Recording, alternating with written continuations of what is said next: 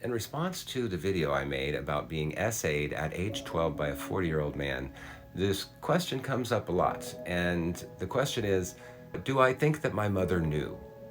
I've honestly struggled with this question ever since it happened. I didn't talk to my mom about this until I was in my late 20s. And even then, she didn't want to talk about it. And for throughout the rest of her life until she died in 2019, my mother never apologized or accepted any blame for this whatsoever.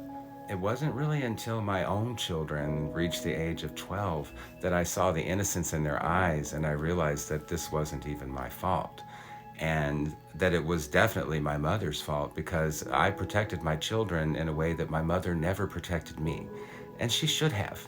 And so it was a little harder for me, perhaps, to find a way to forgive my mom because she just never apologized for it and she never admitted it.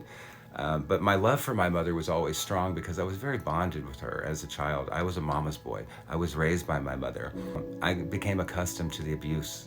Years would go by before I would find out that by the end of the summer and the end of the abuse, my mother definitely knew what was going on because this man's own sister had told her that he had been in trouble for molesting children in a nearby town and he was run out of town for it.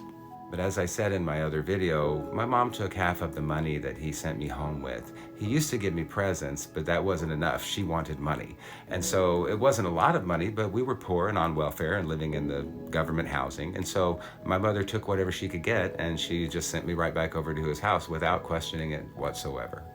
But at the end of the summer, after his sister told my mom that he was a predator, she decided to buy me a 10-speed bicycle herself.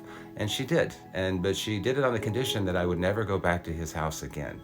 And that kind of told me then that she knew. And I just said, okay, I promise I'll never go back there. And I never did. Thanks for your question.